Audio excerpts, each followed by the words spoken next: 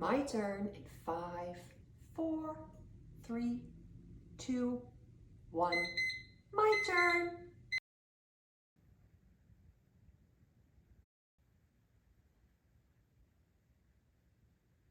My turn.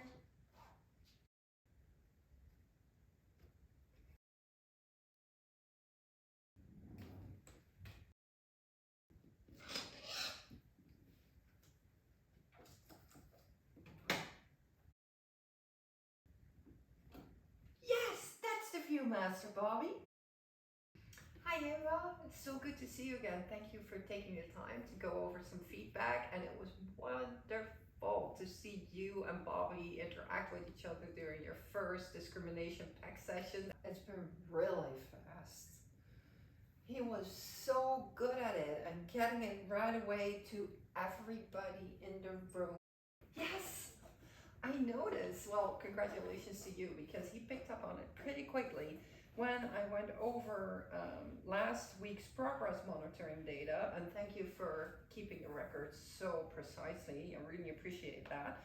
I already saw that within the first day he interacted with 4 different communication partners, and what was it, 10 in the first day? That is great success.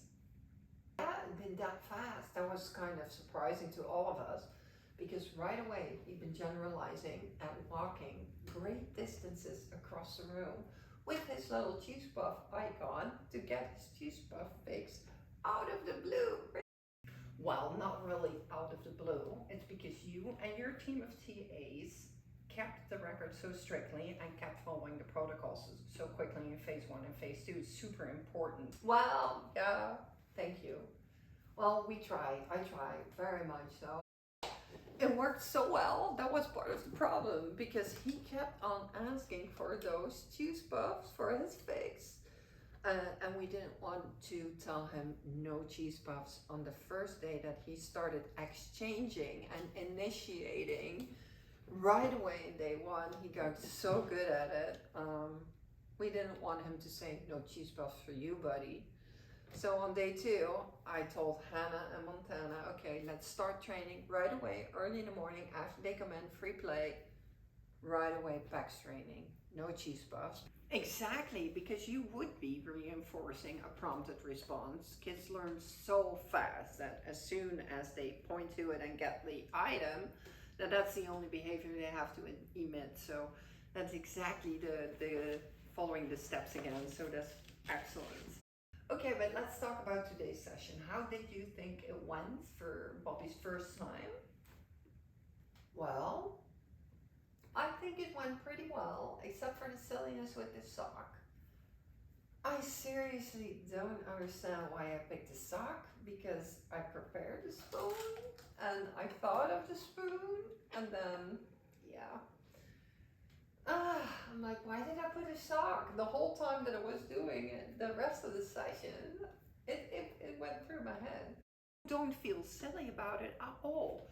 It clearly shows from all your data collection and the decisions you've made to progress Bobby over the first week while he was so fast, that you really want to set up the kid for success. So don't feel silly about any decisions you've made in today's session at all. It's going really great. Thank you for saying that. I still feel silly about it, because why I came up with this instead of the spoon that he's never shown any interest in at all, I don't know, but don't be so hard on yourself.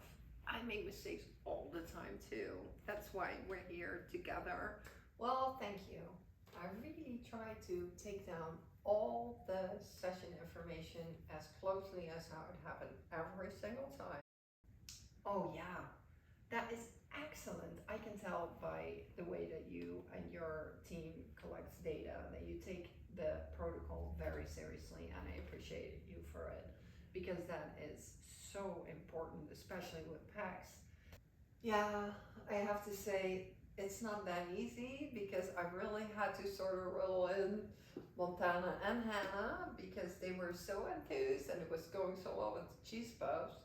But I told them, yeah, we really have to make sure that we base everything on the data and we don't skip ahead with anything, and we're not gonna, pretend that this one little thing is not happening, because in the end, it's too important that we do the process as the inventors of the whole protocol describe it.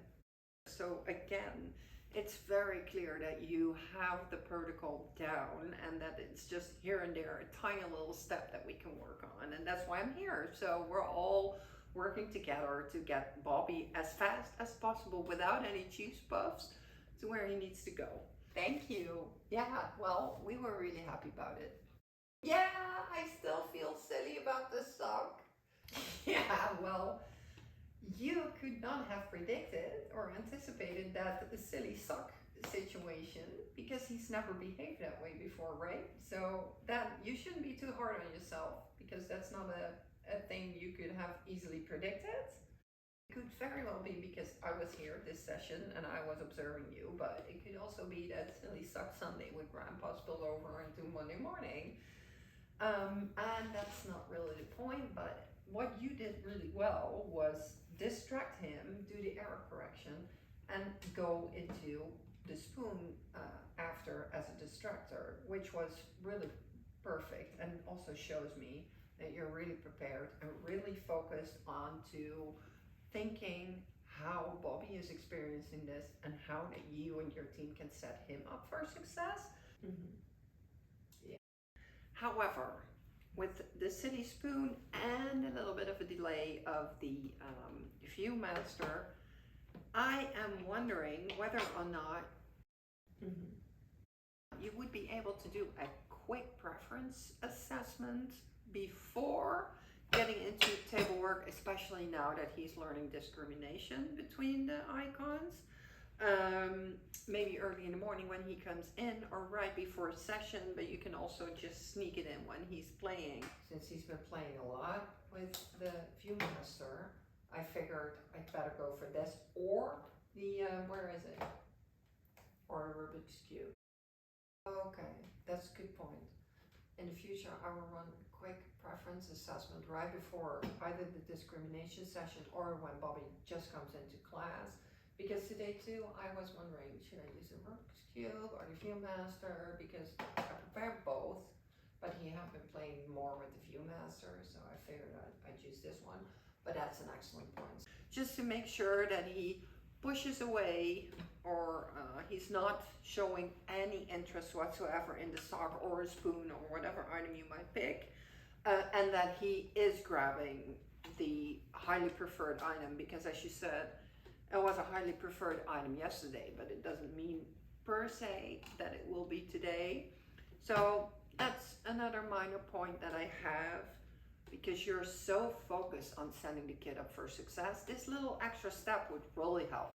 So yeah, I also noticed that you really followed the 4-step error correction pretty well. So that is really good, because I often see that people are actually pointing to the correct picture and immediately giving a reinforcer to the kids. So then you really set them up for failure in the future, because they really are taught that pointing to the picture is getting the item they want, and you avoided that. So that's really good. Well, thank you. However, I'm wondering, why did you select this particular physical switch for him? Well, I don't know, because he doesn't really clap his hands 50% of the time maybe, but he doesn't get it down, and touching his nose, he does not want to go near his nose at all for some reason. Oh, that makes perfect sense. So you chose it because he loves to play hide and seek and hide, but I'm wondering if it had anything to do with maybe him pulling the sock over his head because he loves to play this game as much. Maybe he just got inventive today. Yeah, it's sock. I don't really think it's him enjoying playing hide and seek and peekaboo as much. I don't think he got the idea there. And he loves interacting with you, so maybe he was enticing you, not impressing me at all. But who knows? Bobby's really smart, so yeah, maybe he did get the idea from from doing that. I will make a note. I will try something else, even though I don't think clapping or the nose, it won't work. I know for sure. So yeah, again, because you turn over the peg spider right away while instructing him to follow your instructions, this is all you need to do. If you really feel like clapping his hands, only half of the time, he doesn't like touching his nose, don't want to introduce touching his toes or some other physical distractor switch. His toes, maybe we can try to get that in. Maybe we've never tried it. Maybe that could work. You're just gonna visually distract Bobby for 3 seconds before you set up the book the exact same way it was before he made the error, which you did perfectly every time. I always make a point of turning it around because I don't want the kid to grab anything or be distracted, so I turn it around anyway. That's good to know. So I guess I'll first focus on getting the exchange down and the discrimination. It's good to know that turning the book is already enough, so that's a good point. Maybe I'll leave it at that. You're completely right. It probably doesn't benefit Bobby right now to add onto it. Just do this for 3 seconds and it's only about the visual distractor, and that's all you need to do. So you're already doing that, so that's perfect. I am not going to focus into adding anything additional physical distractor switching during the error correction procedure, and I'm just going to continue with making sure that I do a preference assessment before I sit down for the discrimination exercise. Exactly.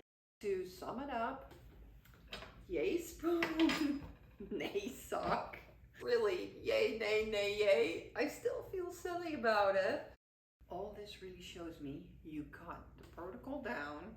Yeah, you cannot anticipate the kid's behavior 100% of the time, all the time, but the silly sock situation actually really showed me how far Bobby has come. Not only within a week's time, 2 phases of pegs, but also he clearly wanted your reaction, and it shows me how well you connect to Bobby and how much better he is at social interacting with you, which is huge.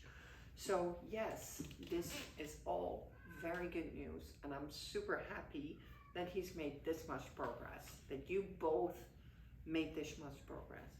Thank you. Well, yeah, he took it to town right away. You did all the error correction steps really well. You waited until the kid really had the mastery as is prescribed in the protocol, and that's not often the case. So I applaud you for doing that, and I think you're on the right track. So I will see you next Monday at 10 again then, right? Yeah. Okay, see you then.